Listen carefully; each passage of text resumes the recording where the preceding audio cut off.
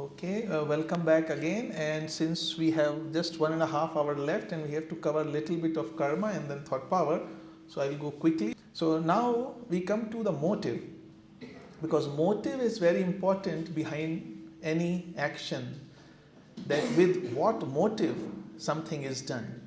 And depending upon the motive, no matter if the action is beneficial, but if the motive was not like that, it will bring kind of mixed consequences. An example of that is given in Dr. Tamini's book, or also in, I think, Leadbeater's or any Basin book, that let's say a person builds a park, right? A park with place to sit, people to walk, trees, plants, flowers and everything. One person builds it because he is running for the election next time. So he builds it for the recognition that he is doing it so that people will know that I am doing something good, and he will put one big stone of his name or her name that so and so built it. So he is building the park with this motive. Another person is building the motive with the motive that people will enjoy. There will be a place for people to come with family, and children will play, people will get more oxygen and they will walk and all those things. So he is making the park for that, with that motive. Another person is making it with the mixed motive, that people will get benefited also, but I will also get some popularity. Now action is the same. The park that is being made is the same in all three cases. The people getting benefited are also the same. But since the motive in each case is different, so the consequences that will come will be also different. Meaning, the person who has done it selflessly will get a good environment and also mental happiness and joyfulness. All those people who have are enjoying that place, he is the source of it, and there is no selfish desire in that. So he will be fully compensated on physical, astral, mental and spiritual level. But a person who did it with selfish motive, what will happen, although his actions have caused joy to people, but since there was a selfish motive in that, what will happen is he will get maybe a very good atmosphere, a very good comfortable place and everything, but he will not be happy. He will not be able to enjoy fully those things. Like, a person, let's say, have some disease due to which he cannot eat the food that he likes most, because the doctor has said, no, you cannot eat these food he can resource it, he can do this, or maybe some other kind of limitation will be brought in by the nature, due to which that absolute happiness will be, there will be an obstacle in that. And the person who did it with mixed intentions, with mixed motives, will have mixed consequences of both, sometimes this, sometimes that. So just because our motive is different in doing an action, although the outside action is the same, the consequences will differ, and we will see in the coming slide that how it affects. Then the question arises that we have studied so much about karma. So if my karma is good, am I safe? Safe means nothing untoward or bad will happen to me. Not exactly, because just like we are an individual, we are also the part of an organism called family, country, or also as humanity. So there is something called collective karma. So collectively, if the family is doing something, each individual has to face the consequences of that. Even in society we see that, right? That even suppose out of 5 members in the family, 4 are doing something and one is doing nothing, something wrong, but when the thing is caught, even the 5th one, even innocent, will be labeled or blamed that no, all are involved in the same thing. The same applies to a nation, the same applies to humanity as such, that willingly or unwillingly, we are part of the collective karma of the place we are in. But there is a way in which we can register, in Gerald's term, our objections to that. If I see that something wrong is happening in my society, right? If I do nothing about it, it means I am approving it and I am a part of it. But if I see something wrong happening and I raise an objection, whether it is of any value or not, but if I raise an objection, whether my voice is crushed, but still if I raise an objection, that objection is recorded in the law of karma's record, that at least I tried. So to that extent, the individual will be free from that thing that is happening around. And that is why it is very important, like so many ceremonies, so many rituals, customs, over a period of time humans have abolished, which were not so good. Some people who are called social reformers, from time to time they come and they remove some of the rituals or customs of the society which are not good. So that's how, if we keep our objections or opinions, or like if you see these days a lot of petitions are going on, like trees are cut in some place, so somebody start a petition, online petition, that you agree to it and something and share with somebody else. So that is also kind of raising your objection to something that you think is not happening correct. Similarly, old friendships and relationships that people we meet in this life, either in relationships or just as friends, they are coming from long life backs, and maybe one person is gone ahead in the evolution and we did some service to that person long back, so now it's that person's time to pay us back. And that's how the relationship between AP Sinet and Mahatma was established, because in some earlier birth, Mahatma were, of course, they were there and some war was going on, and the master, he was imprisoned in the house of AP Sinet, who was some army officer at that time. So when he was staying in his house prison, AP Sinet, in that life, he realized that this is not a normal person. He naturally developed a sense of regard to him, and master asked some books from him to read and write something. So he provided all those books and everything, and that's how that bond was built. And then in this latest life, that when we see, master paid him back by using him to be the channel of the letters and the thick book that we read, Mahatma's letters to AP Sinet. So that way, to fulfill that karmic relation, he used AP Sinet to spread the message of Theosophy. So similarly, there are so many examples we can find in the world. Like here is Helen Keller, Adams Keller, who was after 19 months she became deaf and blind, and later on, due to Anne Sullivan, her first teacher and lifelong companion, who taught her language, reading and writing, she became the first deaf-blind person in the United States to earn a Bachelor of Arts degree, named one of the Times Magazine's 100 most important person, and so many achievements. Can we imagine a person who is deaf and blind at the age of 19 months, 1.5 years? What all opportunity, and that is due to some karma. So one option is that I get depressed and can do nothing, I cannot see, I cannot hear.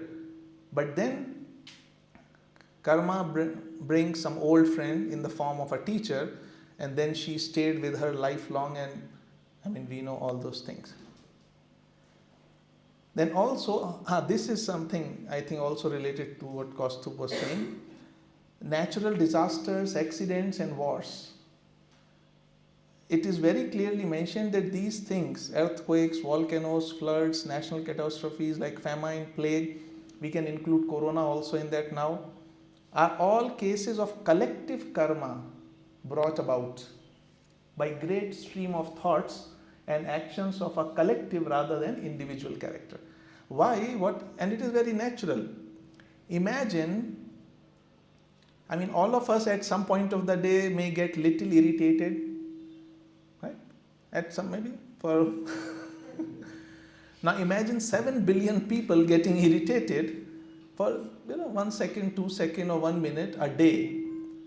And where is this irritation going? It is, we later study in thought forms that it is getting collected.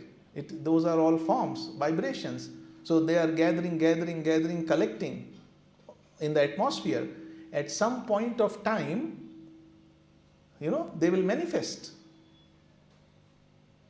And when they manifest in the forms of these what we call natural calamities. The seismic changes and earthquakes and volcanoes and all those things. An important thing is, includes in its sweep vast number of individuals whose special karma contains sudden death, diseases with prolonged etc. So it means what we were talking yesterday, that how so many people who die in this, I mean, is it happening by coincidence, you were saying, or is there a some calculation behind? So now when we are studying law of karma, it's so grand, so intricate and so complex that nothing happens by chance. And it is interesting and instructive to notice the way in which people who have not such karmic liabilities are called away from the scene of a great catastrophe, while the others are hurried into it. Some people will reach there only that to happen, and some people will leave for no reason at that moment. And also there are always some miraculous escapes, that suppose a person gets caught in there who is not supposed to be there, that person would still be miraculously saved by something, some coincidence that we may call.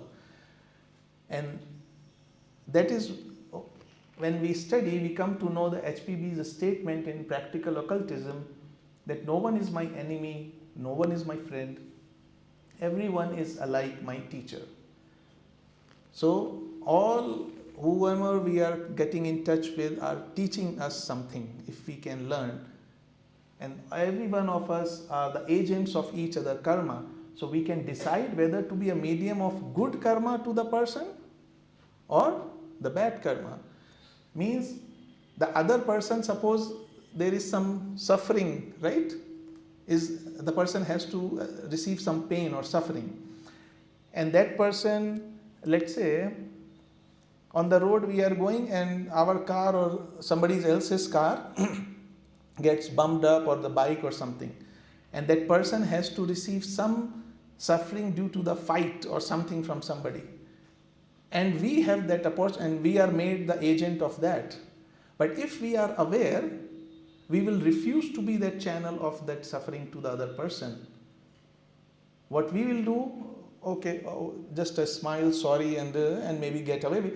But that person will receive, maybe if not through us, he will go further on and then he will get bumped up with somebody, and then that person will become the agent of his suffering. So, but at least not through us if we are wise. So, as much as possible, even whom we meet casually, as we should see it as an opportunity given to us for the helping of that person by all possible means. If we look every interaction with everybody that way.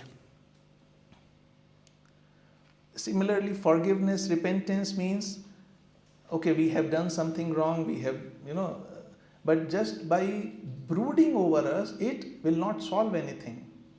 Until we decide, okay, I did something wrong, I will try not to do it again. There is nobody who is going to forgive us. We have to forgive ourselves and be a student and try not to do it again. If we do it again, we should try harder next time. And there is a superstition. This is the thing that I forgot that time. That is superstition. I mean, there is a belief. I would not call it superstition at this point, but belief that if you go and take a dip in the river Ganges, all your sins are washed away. Just like if you go for confession with the father next to in the box, and you confess, and all your sins are washed away. So if it was that easy, then it's very easy. I mean, to do anything and then go to the river Ganges or to the confession box, and you are free of all the sins. Maybe it gives some kind of psychological relief, but in reality, that does not happen as per what we study. And this brings us to karma and God.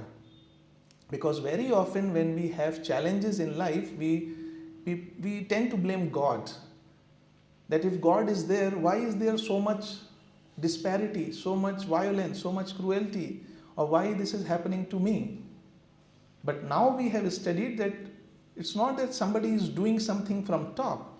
We are doing to ourselves what is happening to us. And in that sense, karma and God are same, because God is often called as law. That law is God and God is law.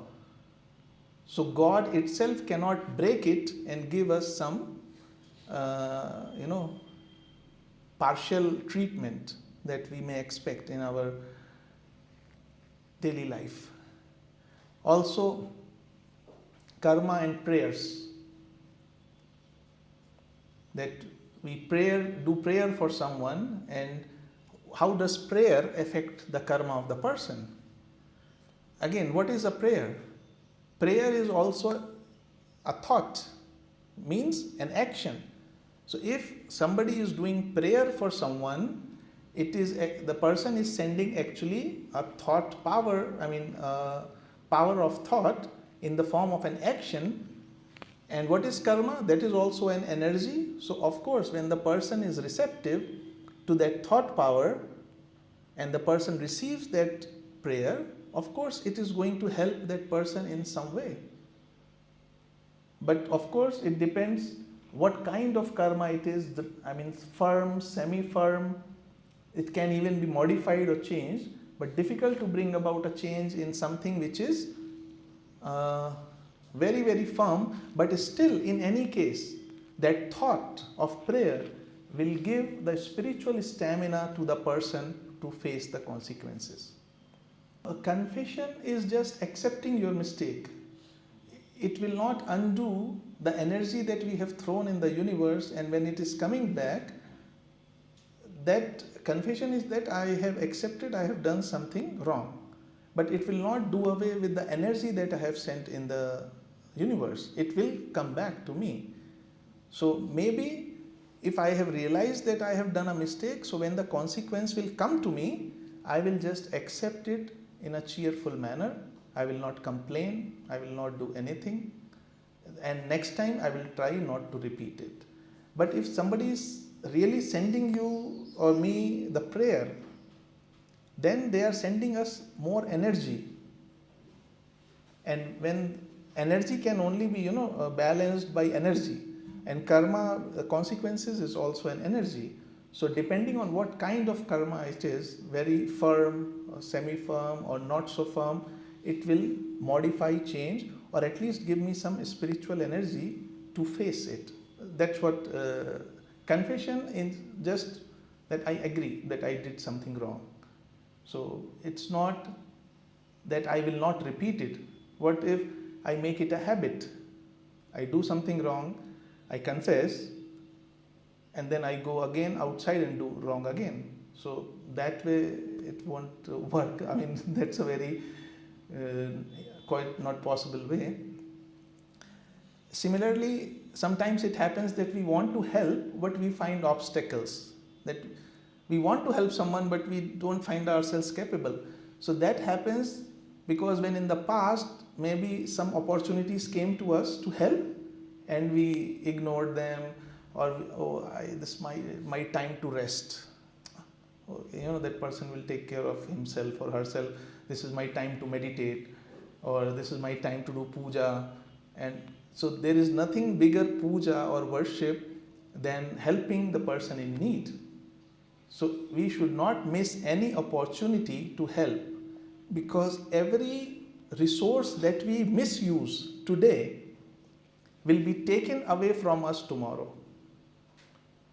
If we take money and hold it to very strong, and keep it in the locker and everything, and become very miser, so basically we are storing the energy, and the energy is only when it's flowing for the welfare. Of course, we should not just start throwing money here and there, but use it wisely. So because money is also an energy. So whatever possible opportunity to help comes, we should all our energies, whether physical, our astral or mental.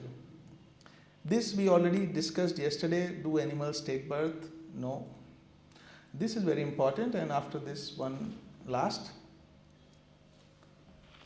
Whatever we are aspiring today or desiring will become our capacities if we persist in those aspirations. Repeated thoughts, we already discussed, become our character and tendencies. Now this also explains, you see, some people have this, what is that, kleptomania? Sorry?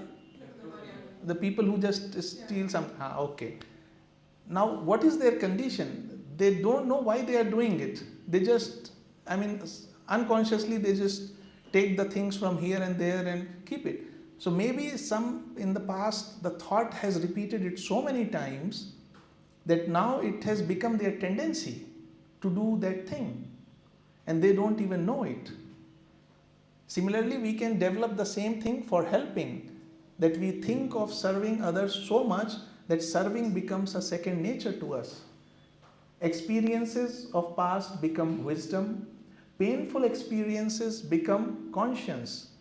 Why painful experience? Because painful experiences only come when we did something wrong. So now every time we are doing something wrong, we feel some voice from within that this is not right. What we call conscience. And the most important thing, selfless service develops spirituality. The more and more selfless service we do, the more and more spiritually we will grow. Giving to others brings prosperity, and what we discussed in the example of the park, giving grudgingly brings wealth but no happiness. Here the motive is grudgingly. I'm giving, but I don't want to give. So although the wealth will be there, but no happiness will be there. And then if we follow this thing, this is also from one movie, but I think it is very famous thing, ARC, Act of Random Kindness. Why act of random kindness? Because it's not planned, it's spontaneous, and we don't think of any future recognition or reward. We are going, we see someone in need, we help, and we move on. We don't expect much reward, or we don't expect any recognition, whether somebody saw me or somebody didn't say, said thank you, somebody didn't say thank you, nothing of that kind. We are going, we see something that can be improved, we do it and move on. So act of random kindness, yes. What was in my thoughts is that if you know the law of karma, you know, like by giving you will also, you know, like receive good karma.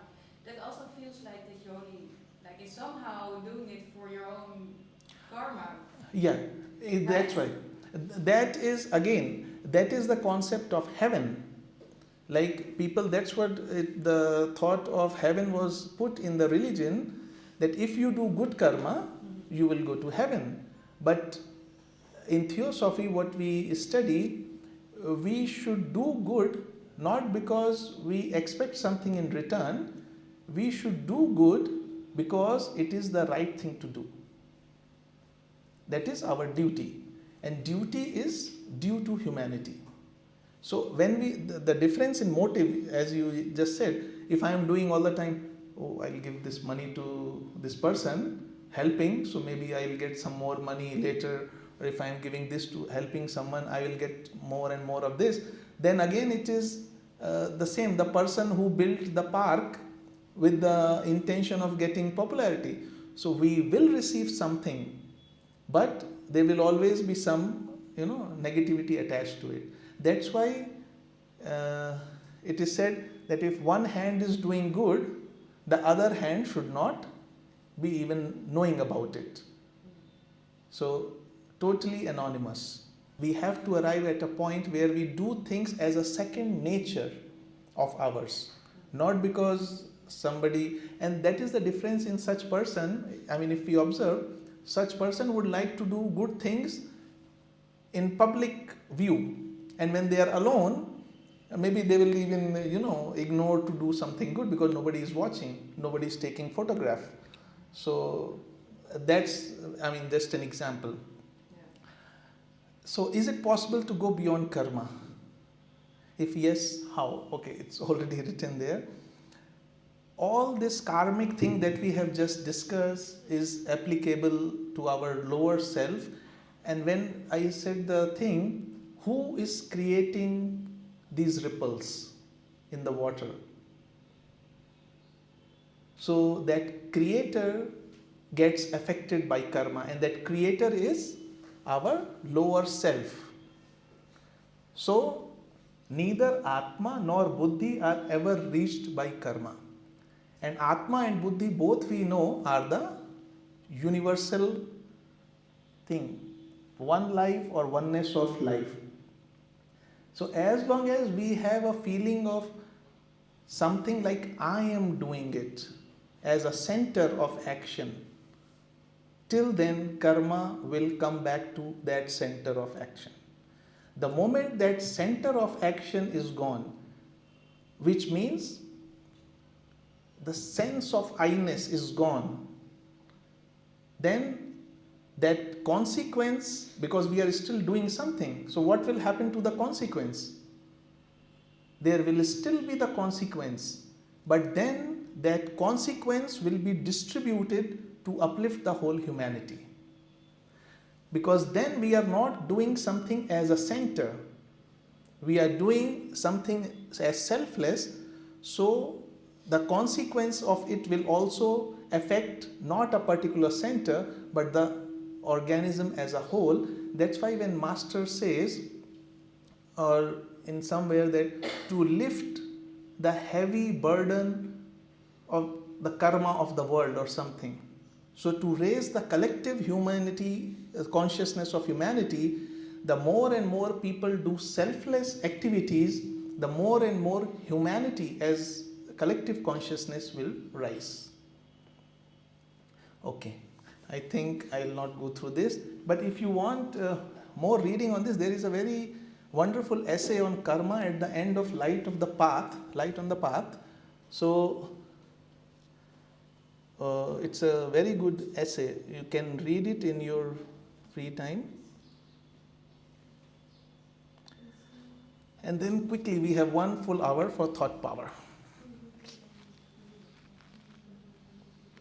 Okay. And I think we already know thought power, so I can go very quickly. But I'll just like to give, I think, those who are interested in football. Anyone? Okay.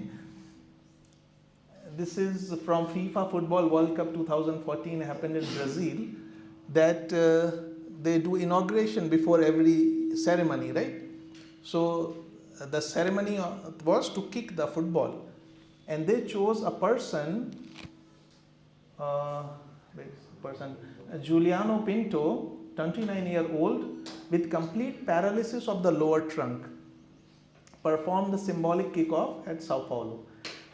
But then he is completely paralyzed. How did he kick off? He stood on his legs, walked, and gave the first kick of the tournament. How? How? Because of this exoskeleton that the scientists made, and that he wore this suit, kind of a space suit, and then there was a computer, and then the electrodes were put in his brain which were connected to the computer. So his thoughts that now I want to stand up.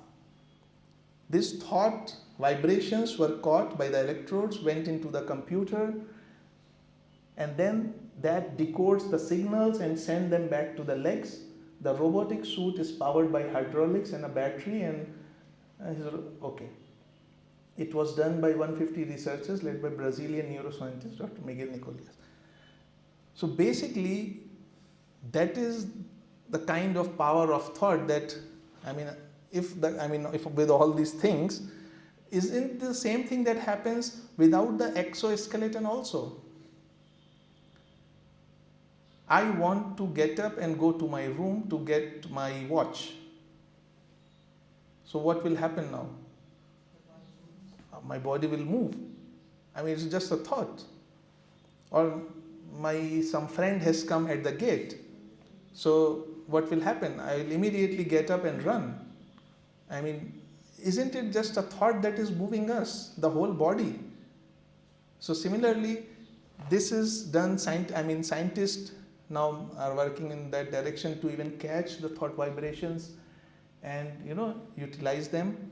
What we are sharing here are some of the books on thought power, and we know all these powers we have in us: physical power that we use the body, desire that we already studied, and the thought. But what is thought as per the modern science? As we already discussed before, that modern science thinks that it's the outcome of some electrochemical reactions in the brain that generates the consciousness, and the thought is there, and that's it. But the number of and complexity of these reactions make them hard to fully understand. That also they say that they do not know how these chemical reactions transform into consciousness. So that is what their take on it. But the limitation of this theory is now they are even discovering that the thoughts can change the gray matter of the brain. The kind of thoughts that we are having will change not only the gray matter but also our DNA. So it means if the brain is the producer of the thought and thought is able to change the brain, so it means the created is able to change the creator. So it means created is higher than the creator. Is it possible? If something is coming from some source and which is called creator, so the created would always be next to the creator. And that is why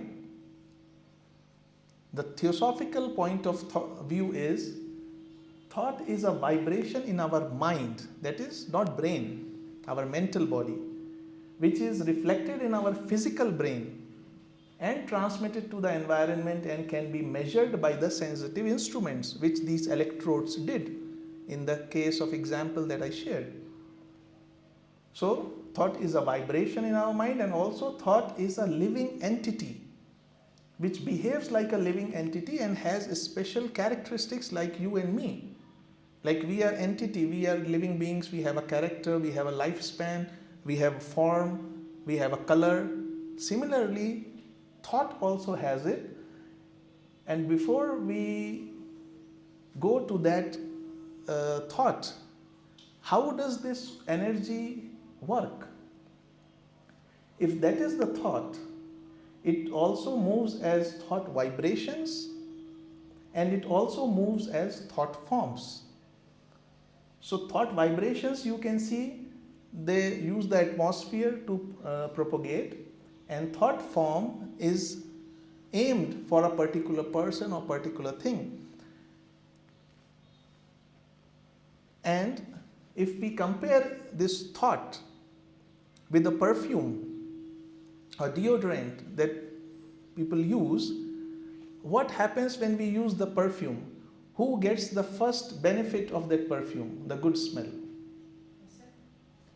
Ourselves, no? We spray on ourselves, so we are the first beneficiary.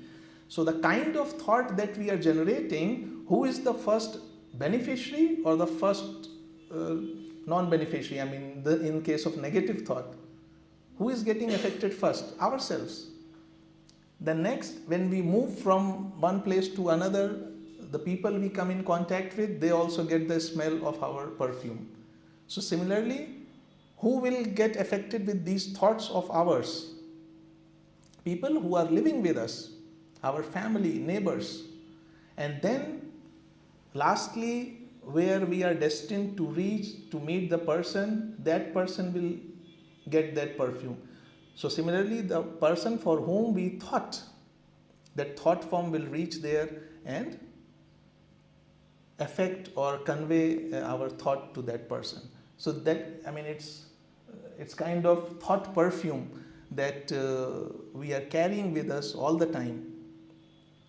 And how they move, the vibrations move from mental body to the surrounding atmosphere.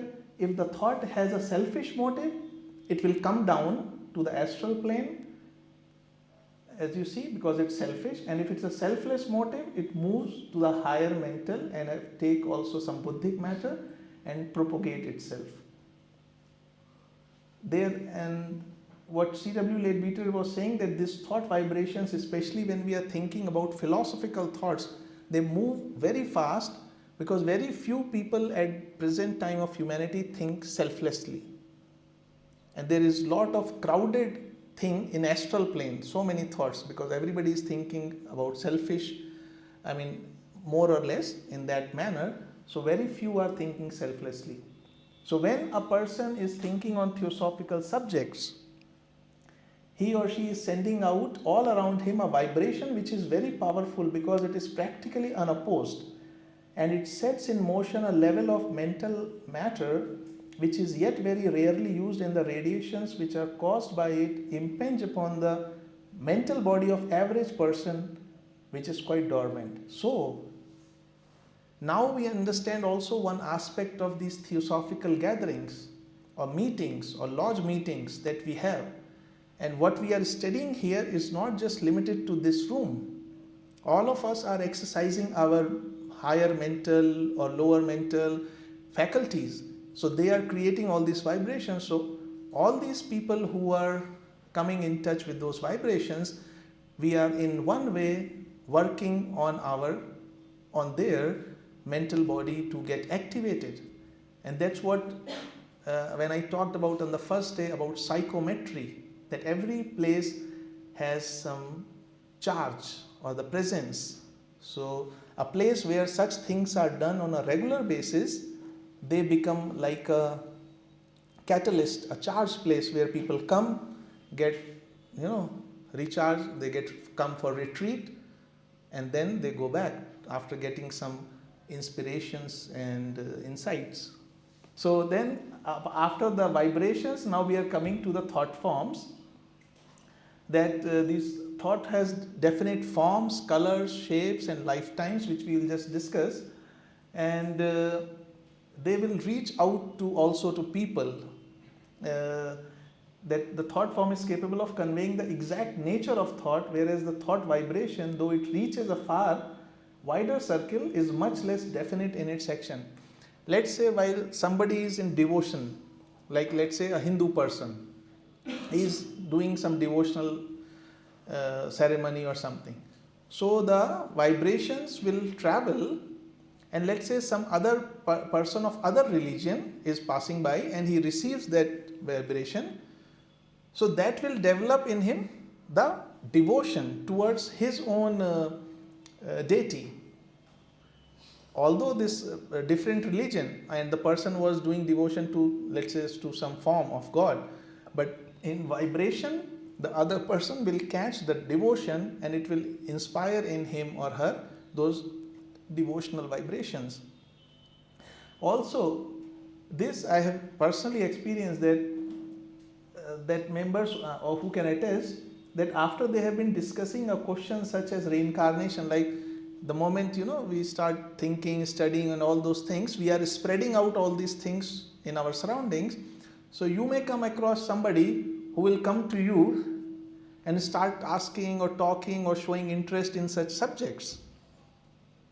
At a subconscious level, they are receiving all these vibrations, so they will come to you, oh, can you tell me about this, or do you know about this? So because this thing is happening in the background. And these thought forms are of two types: the directed thought, which is aimed for somebody or for some particular purpose, and the undirected thought, which is the result of an idle mind or careless mind, which is also called the psychic garbage, and it is worse or more harmful to us than even an evil thought. How? Because if there is an evil thought or a bad thought that is coming in our mind, we become suddenly aware of it, like, oh my God, how can I do something or something. But these kind of thoughts keep coming in our mind, and we think them harmless, but they take away a lot of our energy. Like this, there's the mental energy is there, but if we keep getting distracted by each and everything around us, whether it is the food or somebody's house or clothes or how or some product, or which is called window shopping sometimes. Window shopping, that we go in the market and we pass by the shops and, oh, this is I mean endless thoughts going on and on and on, but for no particular purpose. So that leaks a lot of our mental energy and makes us exhausted. So now coming to the characteristics of thought, every thought form has a color which depends on the quality of thought.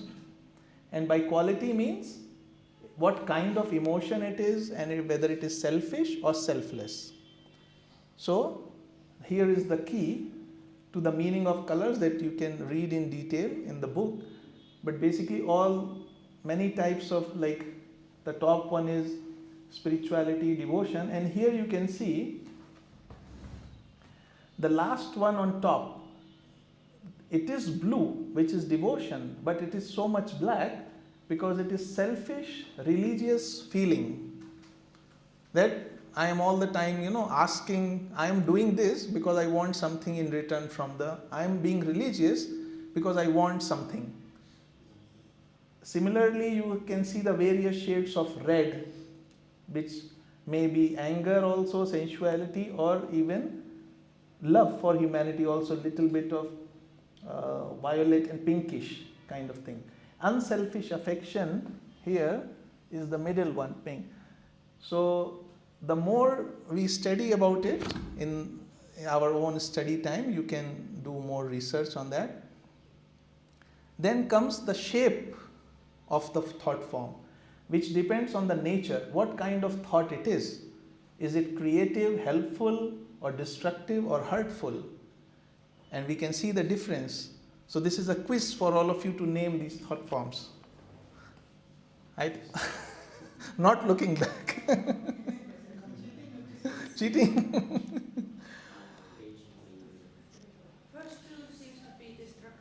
First two seems to be destructive. You see how obvious it is. And the remaining three, just by looking at them, it's like, something good or something very nice. So this is like, I think, sudden rage, explosive anger, and this is murderous rage. And these are all thought forms which in the book Thought Forms, they are observed by Leadbeater and Annie Besant on the real people. Like when they were in that state, all this thing covered their body, and with their clairvoyance they saw that. Then they told the painters, and then painters made the paintings, and those paintings are in Adyar,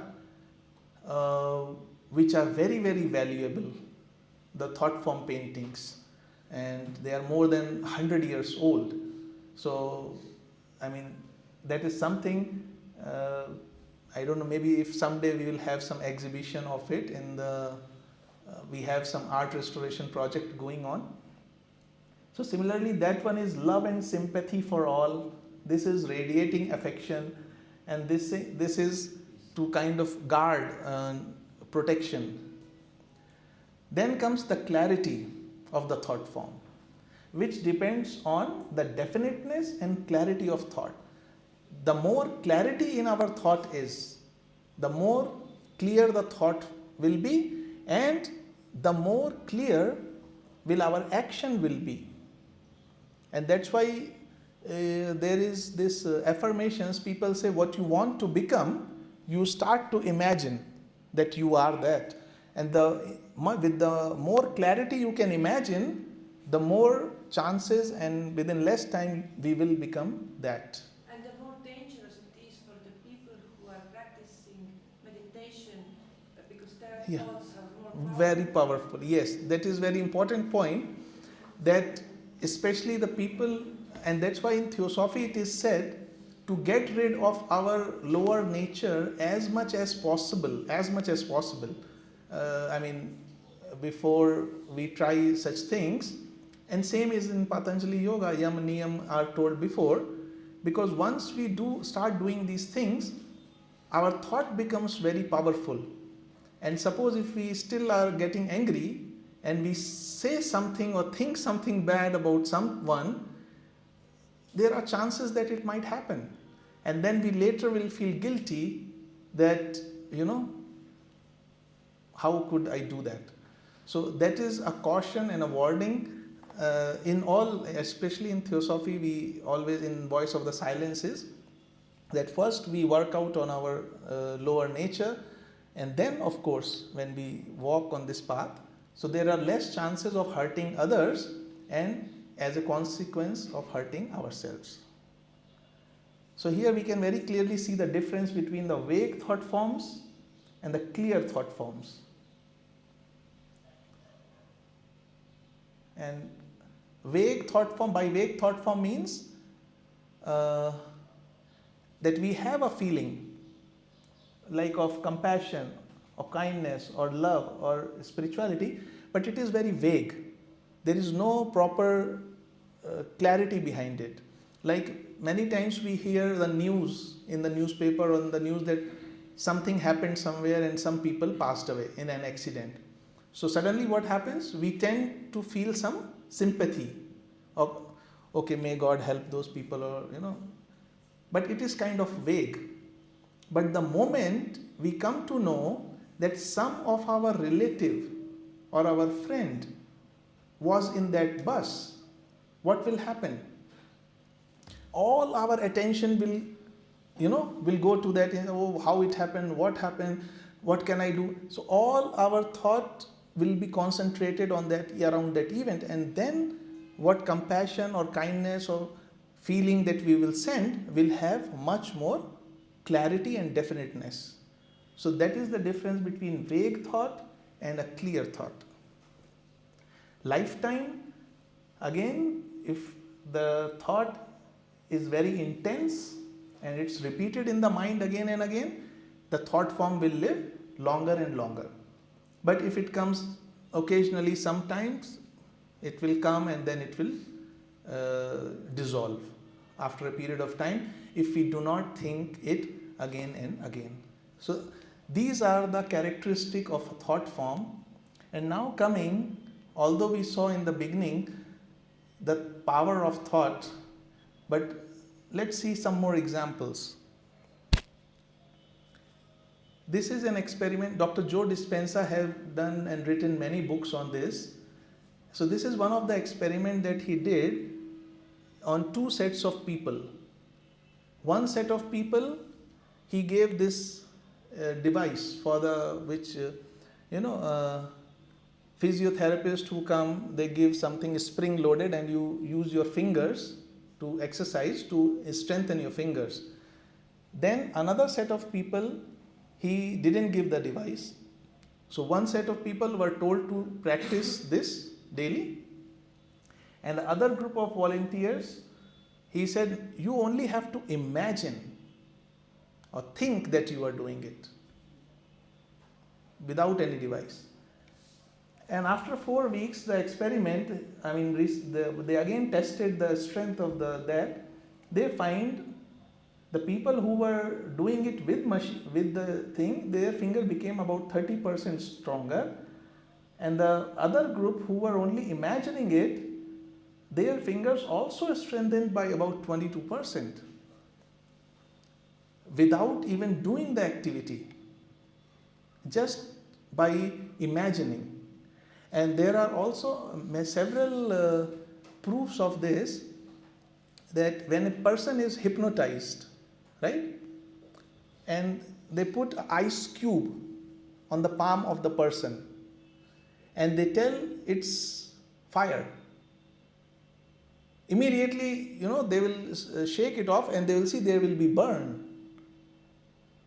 So the mind so intensely believed that it was fire, although it was ice cube, that it manifested that burn on the hand. So that is the power of our mind, but we may think that how come it doesn't happen to us? I mean, we think so many things, but not everything gets manifested. It's all because a lot of our energy is leaking in different directions, in different things. So our mind, in that sense, is not very concentrated. And this is the effect on water of different vibrations before and after. This was done by Dr. Masaru Emoto, that effect on water of immune vibrations, and then 500 people sending positive thoughts to bottle water, prayer over water, and you see left side how the microscopic structure of the water crystals are, and then after. So it means even at that level, the things are absorbing, like we did in the puja. The water was the prasadam, I mean the end that we drank. Similarly, the custom or ritual, behind the science behind which praying before eating. So if we are eating something and we are praying, so actually we are kind of purifying and removing all the other kind of influences from our food. The same thing goes for cooking the food. If a person is cooking a food in a state of mind which is upsetness, angry, or some kind of negative thing, all that thing will go in the food. And when the people will eat that food, they will receive all those kind of subtle vibrations. So that's why it is called the food cooked by mother is the best. Or the food cooked by someone who loves you. But mother is like the the topmost epitome of love. So that's why it is said, because when we go to eat in, let's say, restaurants or something, what is the motive of the person who is cooking? Is it love? Huh? To get money, no? So his or her motive is not to serve you love.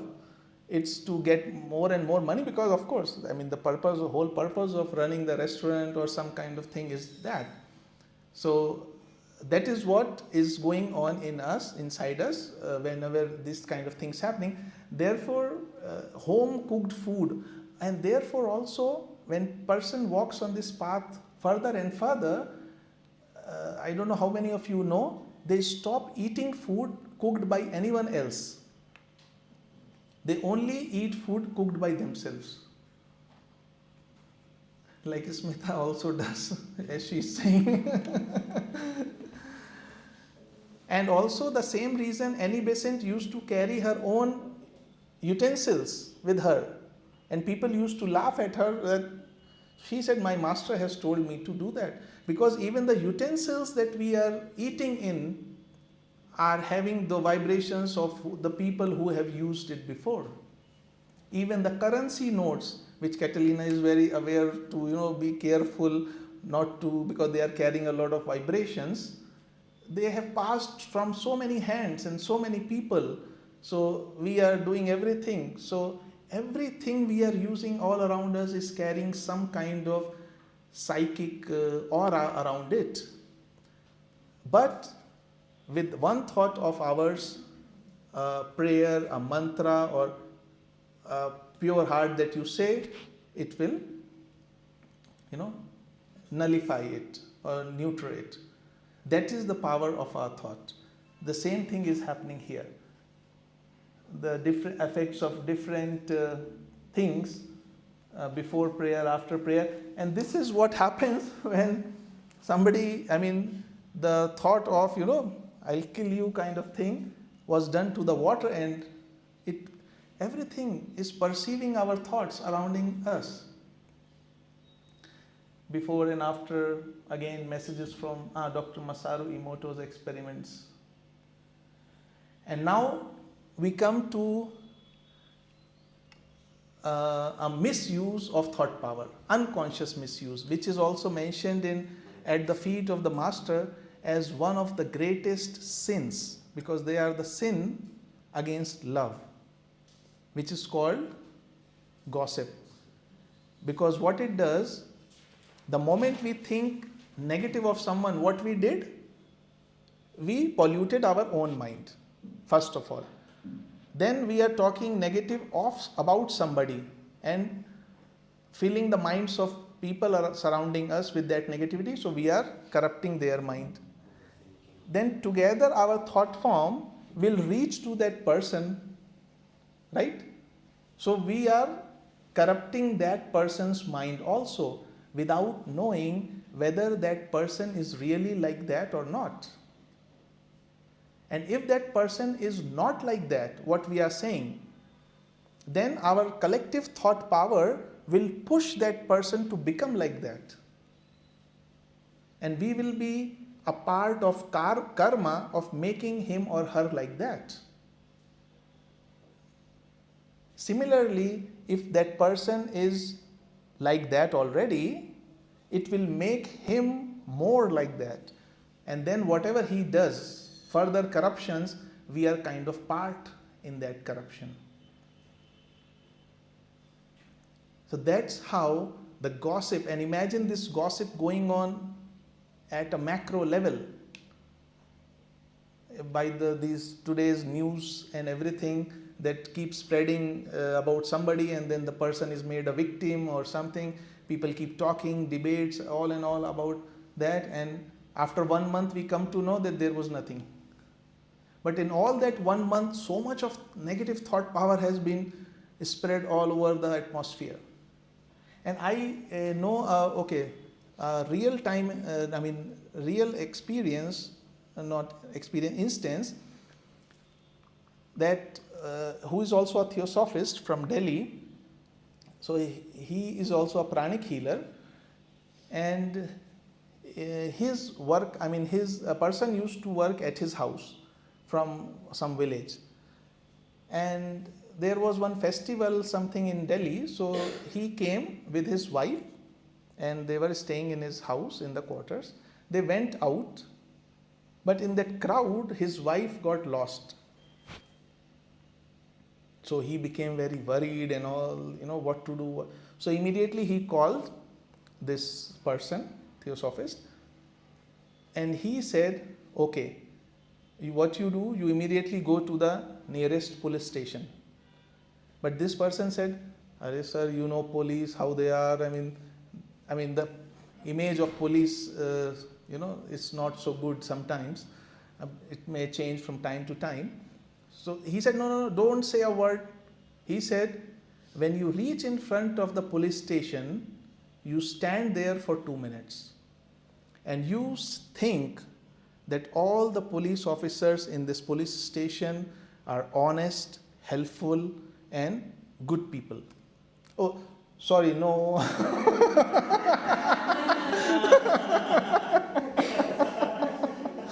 No offense.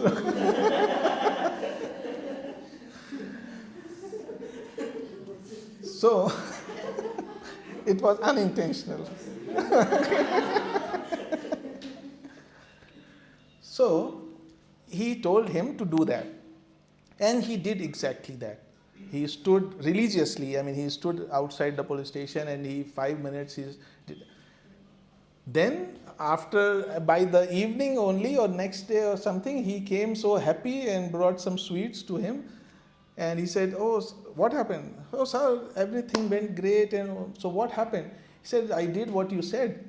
And I went inside the police station, and there was one main inspector. And the moment he saw me, I mean, because all his face was like, I mean, your wife is missing and what may happen or something. So he was like very anxious.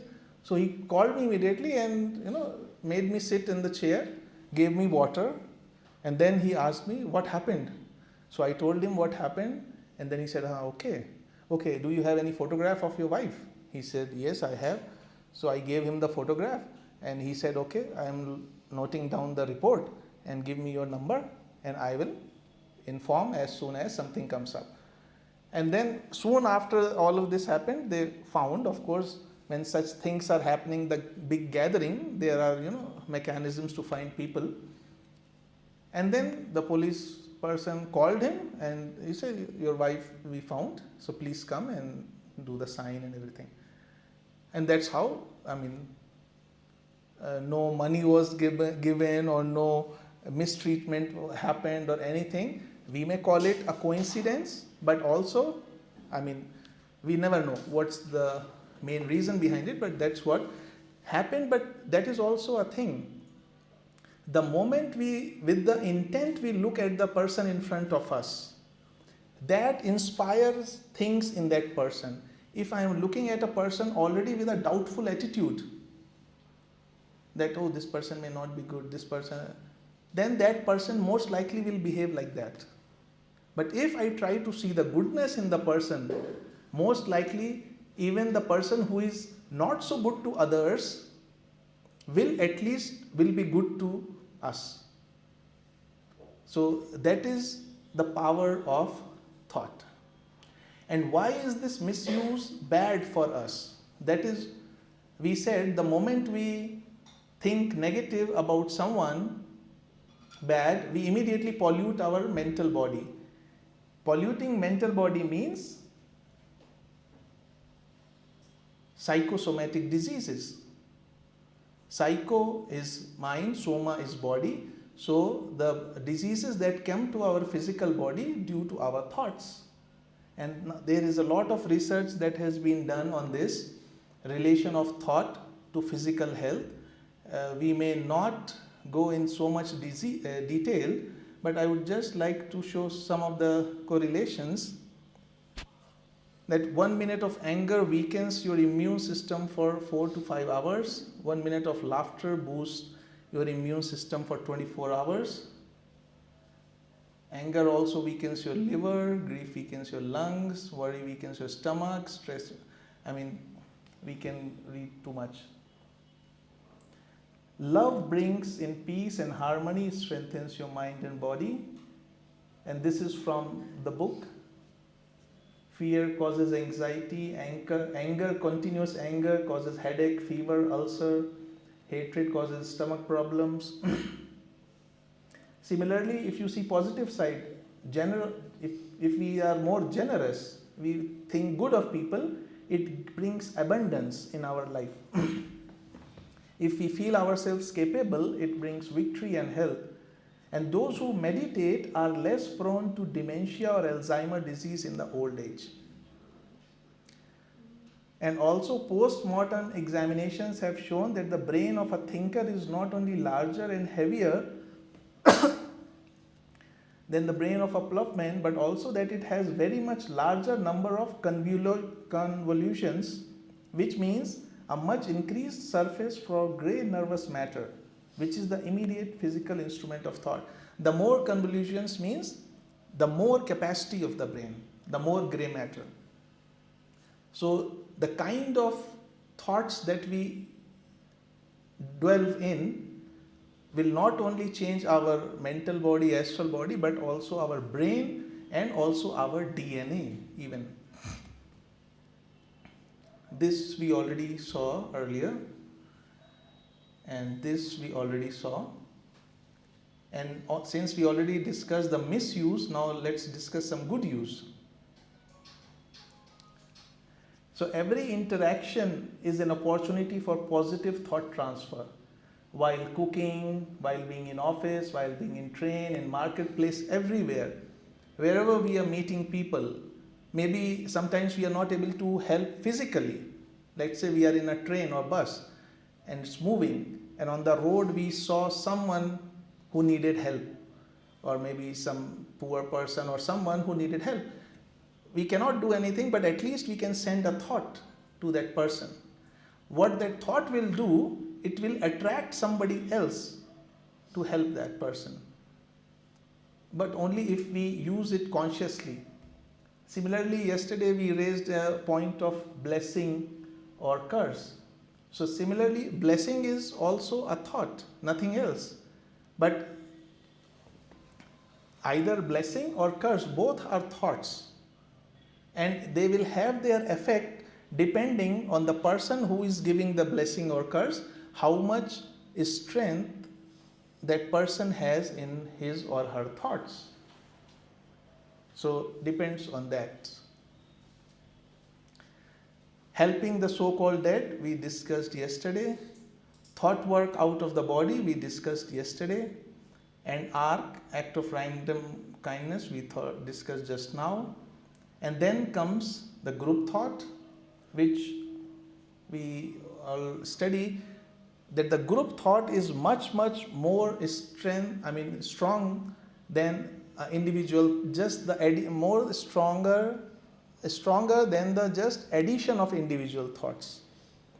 Like normal is arithmetic progression, 1 plus 1 plus 1, but group thought is kind of geometrical or even exponential progression. Not 10 people will make 10, but 10 people may make 1,000 times, kind of example. So if we do something in a group, then the effect of that thought will be very much. And how to get what you want, but with a warning. That we already discussed a few slides back, materializing the thought. So the only time lag between desiring and receiving is the intensity of the thought, the conviction behind the thought. But we have to be very careful, because if we are desiring something, it will come to us, but also we are generating a cause and it will have some effect. So we are still tied up in that cause and effect cycle. And then comes going beyond thought. We will try to see how much we can in today's workshop in the evening. And then a formula for everything. We have these 4 aspects of ours. So the mind should be concentrated. A distracted mind is of no use. A mind is useful only when it is concentrated.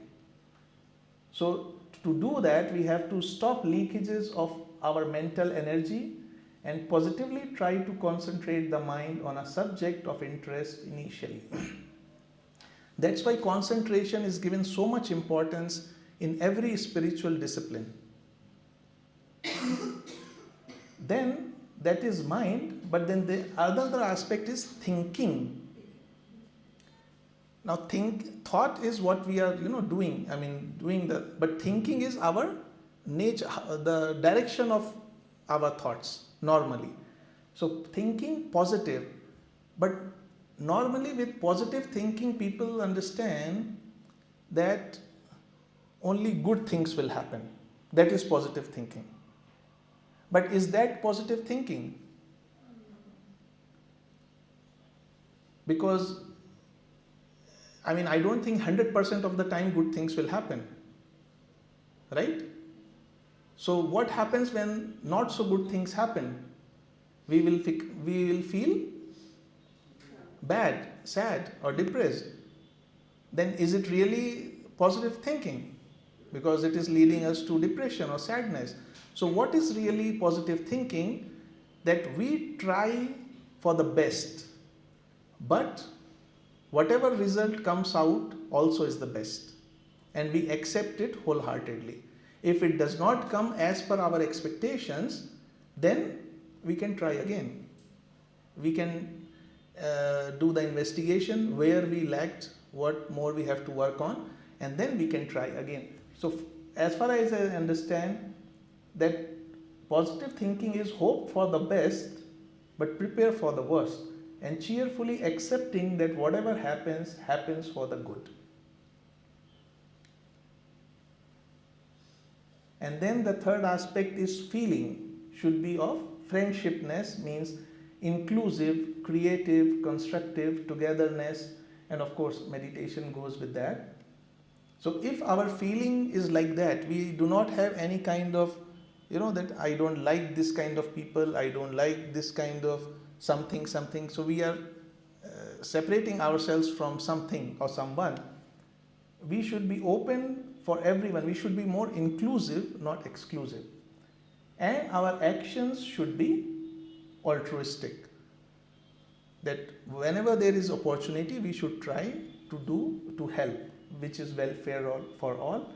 And then, of course, when with all this preparation, we go in the meditation, then of course the meditation takes us to much deeper levels of consciousness within us. Okay, so we saved 10 to 12 minutes. We finished before. If anybody needs a micro break, or so, this is the end of this today's session, and thank you once again for all to listen patiently, and still if has any feedbacks or comments or additions or questions, most welcome. Yeah. Shika, how can we know which karma is semi-firm and which karma is firm? By working, if you can change it, it is semi-firm. But if you can actually see that if I am in a situation which I am thinking, let's say it's very bad condition, is there a way out? If there is a way out, it means there is still option for me to go out. But then there are some situations where you cannot even go out and you cannot do anything, and you have to face it. So that situation is something where you cannot do anything, you cannot change it. The only thing we can change is our state of mind. Then that is something which is fixed, firm. But if there is even 1% of chance that we can move away from it or leave it or something, then we should try it, and there is a possibility that it will change.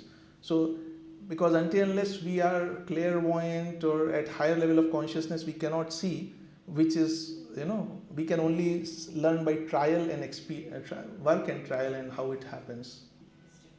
Pain inevitable, but suffering is a choice. So, and that choice we can make in a much better way when we know all these things. So we choose to be happy. We choose not to suffer. Pain is there, it's there. So yeah, so we can face these things in a much better way. Yeah, and I would like to add that many times in this state of mind, suddenly someone from like if the airport, the airline person will come and, are you okay? You come with me and you go first, or something like this, or in similar other situations. So that's how our inner state of mind affects our surrounding external things also. So that's, yeah, and I think many of us may have experienced some things like that in life. Talking about airlines, Yasmin, see how brave of her. I mean, she missed flights, she lost her luggage, and still she's ever smiling from the first moment I saw her. So still, if the mind is in such a state that it doesn't matter, okay, you can actually watch, if the person is at that level, you can watch yourself die, and that's happening. So that's why actually it's said it's better not to die in an accident or in some unnatural way, because that's also brought upon us by karma, but then that has some certain post-mortem effects, as we are discussing how difficult it is for a person to be calm in such a situation. So otherwise, master says nobody is supposed to die by disease or old age or anything. It's just when your time is up and the disconnection of the subtle bodies from the physical body is completely painless. It's because we want to cling to the body and the force is pulling us in other direction, that creates a lot of struggle at the last moment. But if we have already ended that attachment before, the movement of leaving the body is very, very no pain, no nothing at all. We died unnaturally because of the effects based on causes that we have created. Yes, so if it's naturally, then Yes. it's like a super skull. Yes. Snap. Yeah. Just like leaving the body, leaving the coat or shirt and then taking another coat or shirt, that's all. And even diseases and everything comes in one way through our karmic things. And that is the reason, since masters follow that law, they can live up to 500 years, 1000 years with minor changes in the body. So, yeah. But after this study camp, I think we will all. Leave that one? No, we will all. We all of us will try to implement what we have studied. Thank you so much for your contribution. Thank you for listening. Yeah, my pleasure.